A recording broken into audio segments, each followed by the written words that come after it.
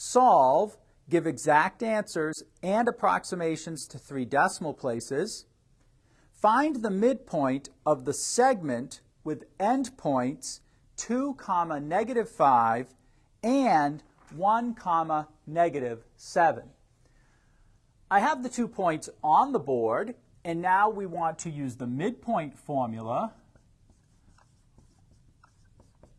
And the midpoint formula tells us that the x-coordinate is the sum of the 2 x-coordinates, 2 plus 1, divided by 2.